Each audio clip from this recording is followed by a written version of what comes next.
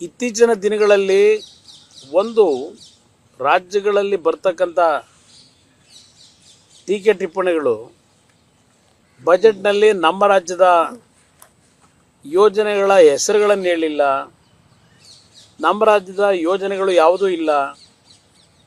ಇದು ಕೇಂದ್ರ ಸರ್ಕಾರದ ಬಜೆಟ್ನಲ್ಲಿ ಅಷ್ಟೇ ಅಲ್ಲ, ರಾಜ್ಯ ಸರ್ಕಾರಗಳಲ್ಲೂ ಹಲವಾರು ಜಿಲ್ಲೆಗಳ ಹೆಸರುಗಳು ಬರದೇ ಇದ್ದಾಗ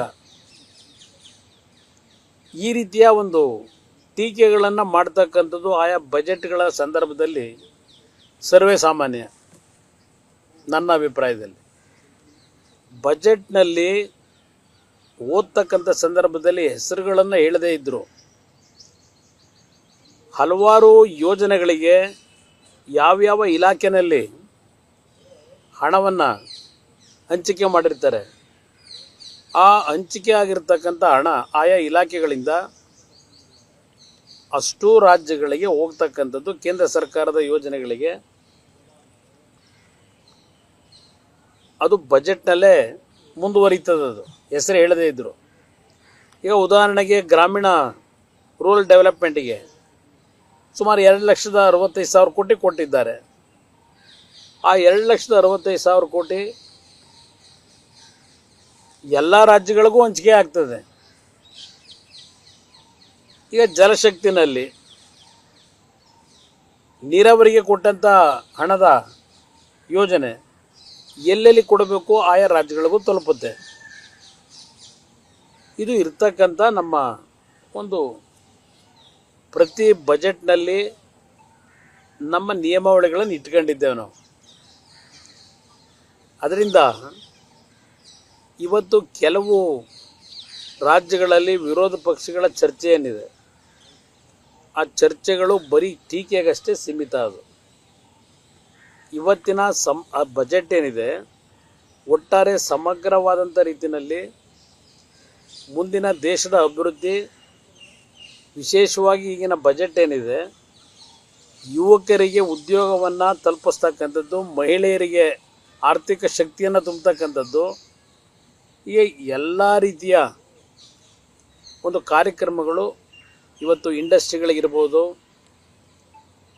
ಎಲ್ಲ ರೀತಿಯಲ್ಲೂ ಒಂದು ದೊಡ್ಡ ಮಟ್ಟದ ಅಷ್ಟೇ ಅಲ್ಲ, ಇವತ್ತು ನಮ್ಮ ಕ್ಲೈಮೆಟಿಕ್ನ ಒಂದು ಸಮಸ್ಯೆಗಳ ಹಿನ್ನೆಲೆಯಲ್ಲಿ ನಮ್ಮ ದೇಶದಲ್ಲಿ 2070ಕ್ಕೆ ಝೀರೋ ಎಮಿಷನ್ ತರಬೇಕು ಅಂತಕ್ಕಂಥದ್ದು ಹಲವಾರು ಯೋಜನೆಗಳಿಗೆ ಪ್ರಧಾನಮಂತ್ರಿಗಳು ಈಗಾಗಲೇ ಅವರ ಚಿಂತನೆಯನ್ನು ನಡೆಸಿದ್ದಾರೆ. ಆ ಕಾರ್ಯಕ್ರಮಗಳು ಜೊತೆಯಲ್ಲಿ ನಡೀತಾ ಇದ್ದಾವೆ ಹಲವಾರು ಇಲಾಖೆಗಳಲ್ಲಿ.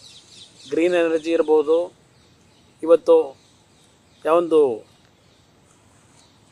ನಮ್ಮ ಒಂದು ಇಲಾಖೆನಲ್ಲೇ BHEL ಸಂಸ್ಥೆ ಏನಿದೆ, BHEL ಸಂಸ್ಥೆ ಮತ್ತು ನ್ಯಾಷನಲ್ ಥರ್ಮಲ್ ಪ್ಲ್ಯಾಂಟ್ ಏನಿದೆ ನಮ್ಮ ಪವರ್ ಇಂಡಸ್ಟ್ರಿಯಿಂದ ಚೈನಾ ಬಿಟ್ಟರೆ ಬೇರೆ ದೇಶದಲ್ಲಿ ಯಾವೊಂದು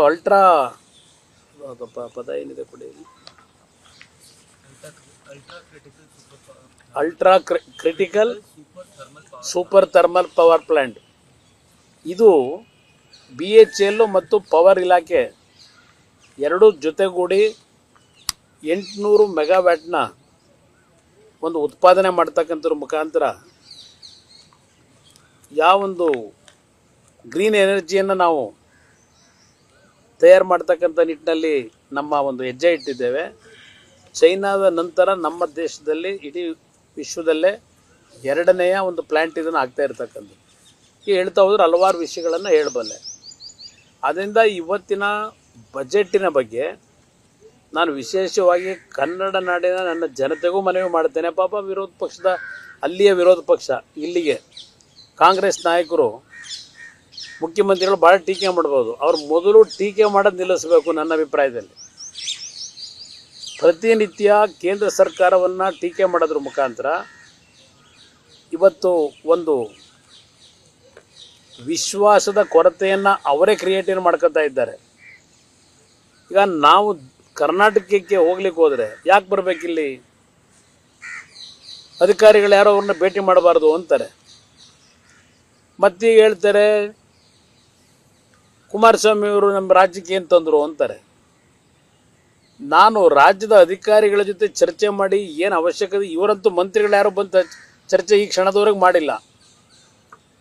ಈಗ ಸದ್ಯ ನಿನ್ನೆ ನಮ್ಮ ಸತೀಶ್ ಜಾರಕಿಹೊಳಿ ಅವರು ವಿಧಾನಸಭೆ ಕಲಾಪದಲ್ಲಿ ಹೇಳಿದ್ದಾರೆ, ನೀತಿ ಆಯೋಗದಲ್ಲಿ ನಮ್ಮ ರಾಜ್ಯದ ಕೆಲವು ರಸ್ತೆ ಯೋಜನೆಗಳದು ಕ್ಲಿಯರೆನ್ಸ್ ಆಗಬೇಕು. ಕುಮಾರಸ್ವಾಮಿ ಅವರು ನೀತಿ ಆಯೋಗದಲ್ಲಿದ್ದಾರೆ, ನಾನು ಭೇಟಿ ಮಾಡಿ ಆ ಕಾರ್ಯಕ್ರಮಗಳಿಗೆ ಚಾಲನೆ ಕೊಡ್ತಕ್ಕಂಥ ನಿರ್ಧಾರ ಮಾಡಿದ್ದೇನೆ, ಹೇಳಿಕೆ ಕೊಟ್ಟಿದ್ದಾರೆ. ನಾನು ಸ್ವಾಗತಿಸ್ತೀನಿ. ನನಗೆ ರಾಜಕೀಯ ಒಂದು ಭಾಗ, ಆದರೆ ಈ ಟೀಕೆ ಮಾಡೋದನ್ನು ಬಿಟ್ಟು ಸಾರ್ವಜನಿಕವಾಗಿ ಯಾವ ಇಲಾಖೆಯಲ್ಲಿ ಏನಾಗಬೇಕಾಗಿದೆ ಅಂತಕ್ಕಂಥ ಒಂದು ವಿಷಯಗಳನ್ನು ತಂದು ನನ್ನ ಮುಂದೆ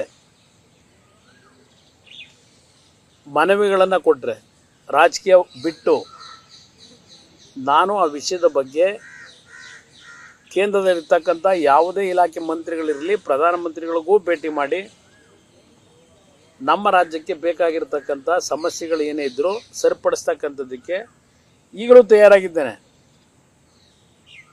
ಅದರಲ್ಲಿ ಯಾವುದೇ ಕಾರಣಕ್ಕೂ ಇನ್ನು ಸರಿ ಇರ್ತಕ್ಕಂಥ ಪ್ರಶ್ನೆ ಇಲ್ಲ. ಇದು ಇನ್ನೂ 1 ತಿಂಗಳಾಗಿಲ್ಲ ಸರ್ಕಾರ ನಾವು ರಚನೆ ಮಾಡಿ ಕೇಂದ್ರದಲ್ಲಿ ಮಂತ್ರಿಯಾಗಿ. 1 ತಿಂಗಳಿನಲ್ಲೇ ನಾನು ಎಲ್ಲ ತೊಗೊಂಡೋಗಿ ಇಳಿಸ್ಲಿಕ್ಕೂ ಆಗೋದಿಲ್ಲ, ಸಮಯ ಬೇಕು. ಯಾವುದೇ ಕಾರಣಕ್ಕೂ ರಾಜ್ಯದ ಜನತೆಗೆ ಅನ್ಯಾಯ ಆಗ್ತಕ್ಕಂಥದ್ದಕ್ಕೆ ಅವಕಾಶ ಕೊಡೋದಿಲ್ಲ ಅಂತಕ್ಕಂಥದ್ದನ್ನು ಭಾಳ ಸ್ಪಷ್ಟವಾಗೂ ಹೇಳ್ತೇನೆ.